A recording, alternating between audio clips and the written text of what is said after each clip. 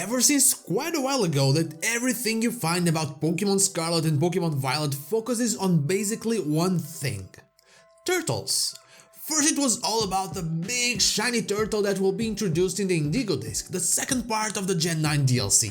So mysterious, the likely disc Pokémon that we now know is called Terapagos. And then, as if mocking the first part of the DLC, we get quote-unquote baby Terapagos in the anime, leaving once again everyone talking about turtles. I have nothing, absolutely nothing against turtles, but there's more to the DLC than them. So hey, I'm not so ace trainer, and what about the Teal Mask? Let's get into it. In the past, I've made videos where I talked about the first part of the DLC, but even I was guilty of giving too much attention to the second part. What can I say, turtles got me too.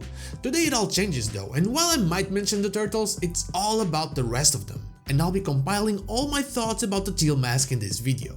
So, in the first part of the DLC, the Teal Mask will be going to the land of Kitakami, where there's a festival going on that honors 3 heroes that saved Kitakami in the past. Those heroes are Okidogi, Monkidori, and Fezanipiti. But there is a 4th Pokemon though.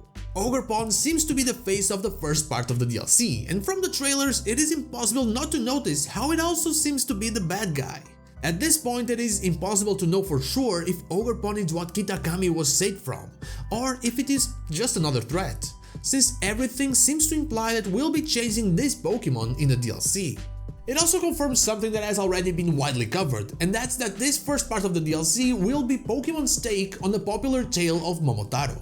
Momotaro is a popular Japanese folktale about a boy who is born from a peach and grows up to become a hero.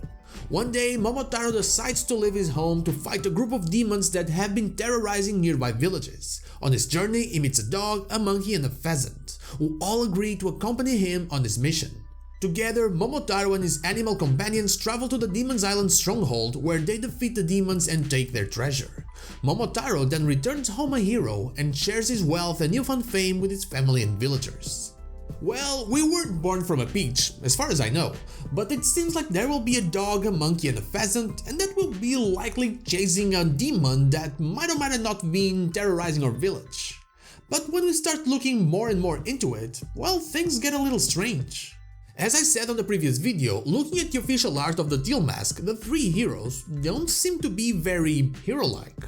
They look evil and under the control of Ogerpon, which goes completely against the whole folktale and against the festival that is being celebrated in Kitakami. But, judging by their designs, it makes sense. When we dive a little bit deeper on the lore of Momotaro, we can see that the animals aren't there just because that's pretty cool. No, they have a meaning. The dog, who becomes Momotaro's loyal companion, represents loyalty and obedience. The monkey represents cleverness and resourcefulness, while the pheasant represents speed and agility.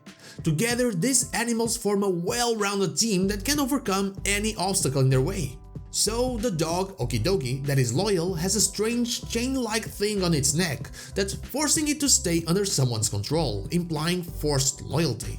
The monkey, Monkidori, that is clever, has a chain on its head, maybe preventing it from being as clever as usual, and the pheasant, Fezanipiti, that is agile, has a chain on its body, probably preventing it from moving as easily. This not only controls the Pokemon's abilities, but also the Pokemon themselves. In fact, when we look at their statues, it isn't chains that they're wearing, but actually clothing in the same part of the body where they have the chain-like things. This would, of course, mean that there are likely quote-unquote non-evil forms of this Pokemon.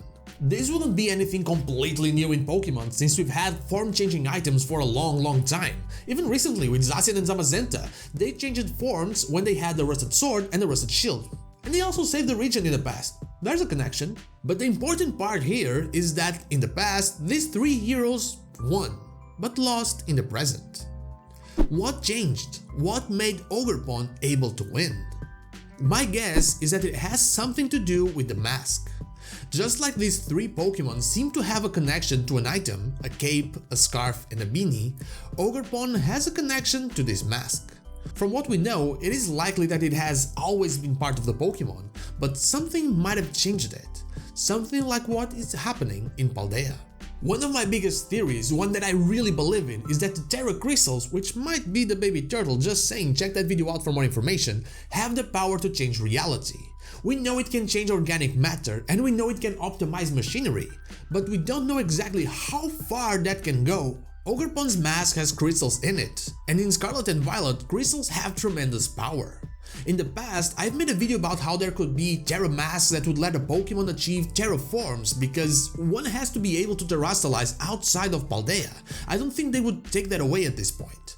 But then, looking at that Terra-infused mask, I got reminded of a game that I'm now replaying actually, The Legend of Zelda Majora's Mask. There, another mask, the Majora's Mask, also provides a weaker Skull Kid with tremendous power.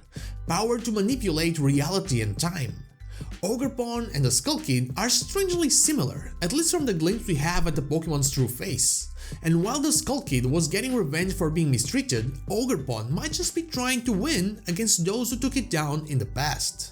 That is why I believe that in the first part of the DLC, the Teal Mask will have to purify the 3 Heroes of Kitakami by removing their chains and giving them their true items, and once again follow tradition as we beat Ogerpon and its fearsome mask. But there is one thing, because this sounds very easy, there is one thing that is really bothering me. Paldea, the name of the region for Gen 9, seems to mean, at least to me, the goddess. I've explained it in the past, but the Iberian Peninsula was heavily influenced by its Muslim and Roman occupation, and that can be seen in towns like Alfornada for the Muslim influence and the many Roman-like ruins throughout the map. So, if we take the P out of Paldea, Al means D in Arabic and Dea means goddess in Latin, so the goddess.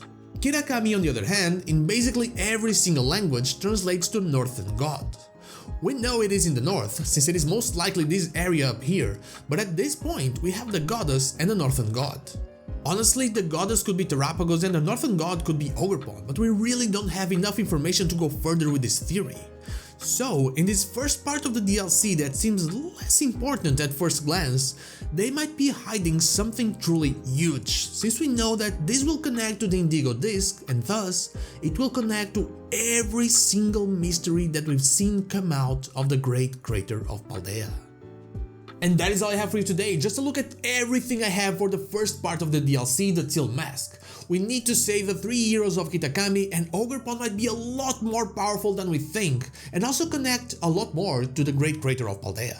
But what about you? What theories do you have for the first part of the DLC? Let me know in the comments down below. And now, like the video if you like it, dislike if you don't, and don't forget to subscribe to the channel for more Pokemon content, and also ring the bell so you know when the next video is out. You can follow me on social media and Twitch stream there Wednesday to Sunday, not Saturday, or join our Discord. All the links are in the description. Thank you so much for watching, and I'll see you all on the next one.